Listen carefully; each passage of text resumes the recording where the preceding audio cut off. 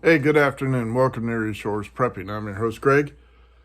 Let me ask you something. Are you ready to have your world rocked and turned upside down? Because there is a legal case that's made its way through the court system and is now scheduled for a hearing in the Supreme Court in the new session, January 6th, 2023. And this would be a landmark case, and it would completely wash out Washington as we know it if the Supreme Court upholds the law and what it should be. And let me read this to you here. Bear with me. There's a lot to, and I've got a lot of notes. There's a lot to digest, so please stay with me and let's think this through. The oath of office. I do solemnly swear or affirm that I will support and defend the Constitution of the United States against all enemies, foreign and domestic. And before anybody starts jumping up and down, including YouTube censors, this is not about overthrowing the 2020 election, not at all.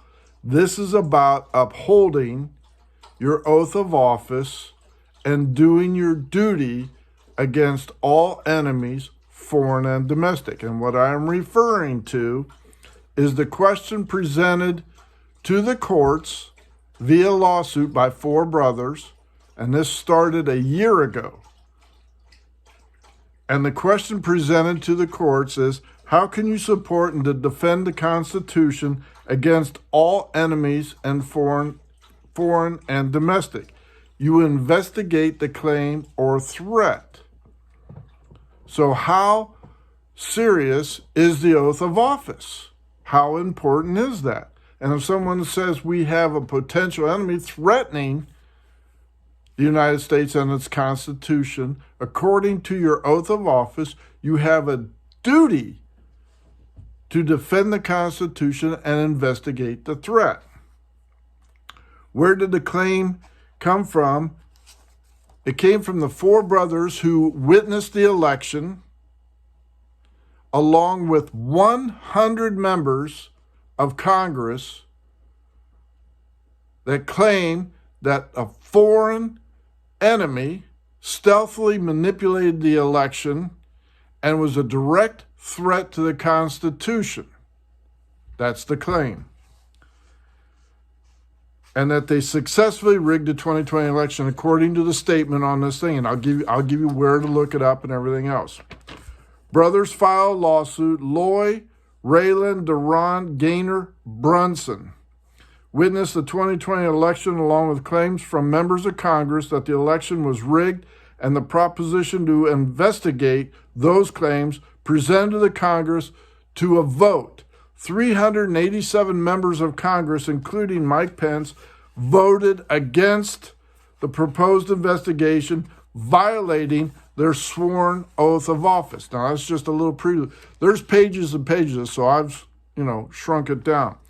Supreme Court, Brunson versus Alma S. Adams, docket number. It has a docket, so it's already made it there. Docket 22380. Election fraud has surfaced and has been added to the Supreme Court emergency docket. This is January 6, 2023. Case involves possible removal of a sitting president along with 388 members of Congress. That would be the outcome should they rule in favor. 388 members of Congress would be removed. Respondents were properly warned and were requested to make an investigation, meaning Congress, into a highly covert and swift and powerful enemy seeking to destroy the Constitution in the United States. That's during the COVID, where everybody was, had the voting machines and there were irregularities and so on and so forth. Congress failed in their constitutional duties by ignoring the protection of critical infrastructure, the election systems per lawsuit, during a national emergency, which was the COVID pandemic. U.S. courts have consistently held that fraud vitiates, V-I-T-I-A-T-E-S, I'm not sure I pronounced that right, everything, and that's already a landmark case, U.S. versus Throckmorton, in 1878.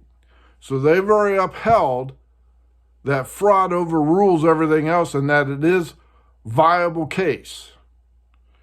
The refusal of the respondents, Congress, to investigate the congressional claims the enemy is an act of treason and fraud by respondents, by the Congress. They're saying these brothers who filed a lawsuit said, hey, Congress, we presented you legitimate claims that the election was manipulated from foreign enemies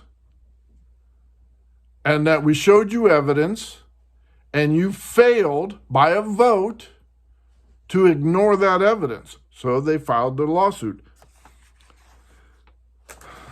Now, the relief sought by these brothers is relief being sought, court rule in favor of Loy and Raylan, the brothers, that the defendants be permanently removed from office and not be allowed to hold public office again.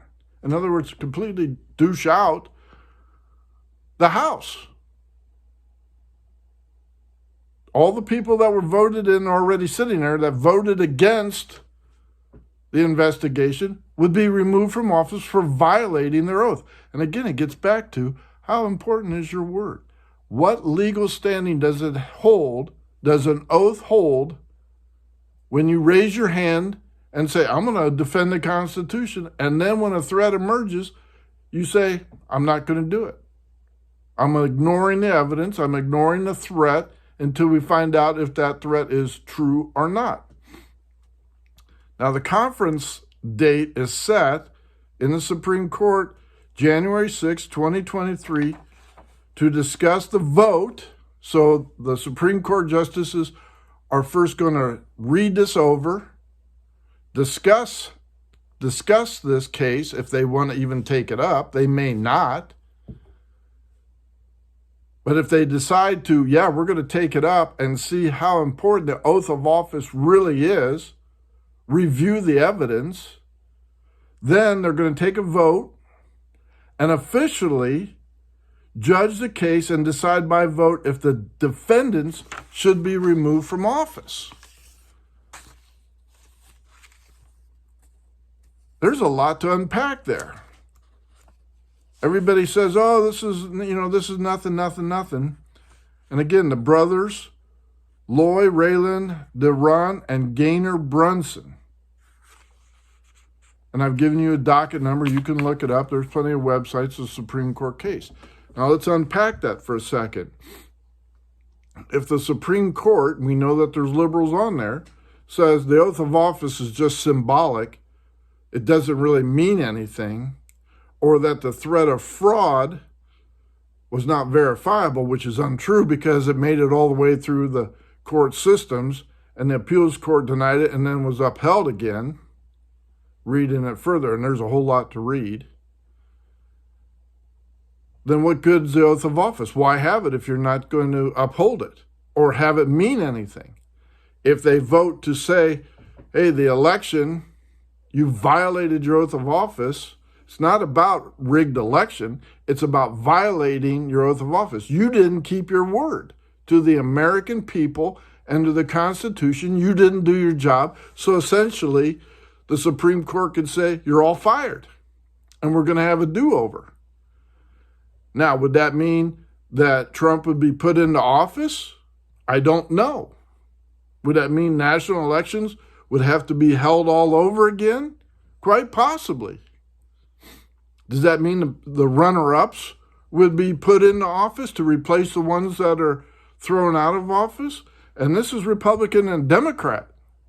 There's no distinction here. If they rule, the Supreme Court rules, there's a whole lot of people that could be unemployed and a whole completely different outlook of Congress. And is the Supreme Court willing to do it? Because theoretically, the latest judge put on the Supreme Court, Judge Ketanji Brown, who was put in by Biden, could be eliminated because he should have been fired. There is a whole lot to unpack, and this could really lead to the Civil War, a second Civil War in the United States. Should the Supreme Court have the guts, and I doubt they will, to uphold the oath of office and its very meaning and what exactly is the threat of the United States?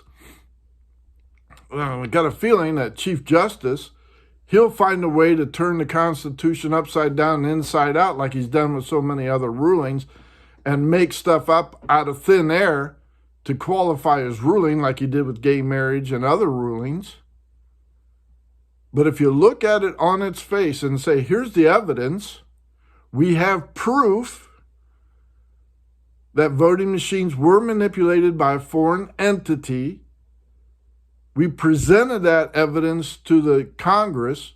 Mike Pence and 387 others voted against the investigation of whether that threat was real or not. They violated their oath of office because it states right in there. And that's how it's made this far. So if the Supreme Court comes down with that ruling, that could change everybody's world upside down and could really theoretically start a second Civil War, because a lot of people on both sides could very well be upset. Will the Supreme Court do that? I don't know. But either way, when the court makes a decision about the oath of office and how important it is when these elected officials, it's not just words. And that's the key.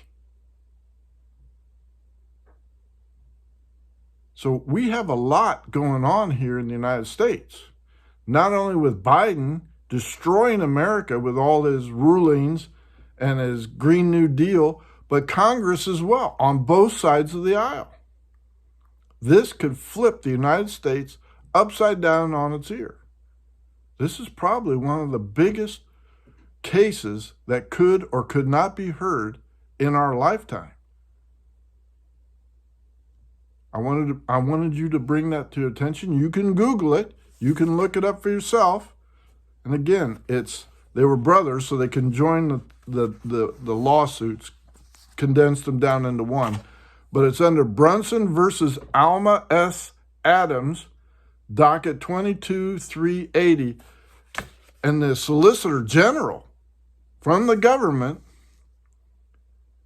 is taking over on this as well, meaning representing Biden. That's how important this is. There's a lot of big shots coming down there to the Supreme Court and asking for a ruling on this because their jobs depend on it. But the oath of the office and the Constitution should override all of it. I wanted you to bring that to your attention. I want you to think about that. I want you to look it up. I want you to investigate it. Read for yourself. I condensed down the versions into the notes. They have their own office, but I've got 5-6 pages of notes here. Read for yourself. Figure it out. You don't see much of it on any of the social media, but it's a very big case. Thank you for liking and subscribing. Share this. Let people know about this. Get yourself right with God. Get baptized, submerged in water in the name of Jesus Christ. Greg out.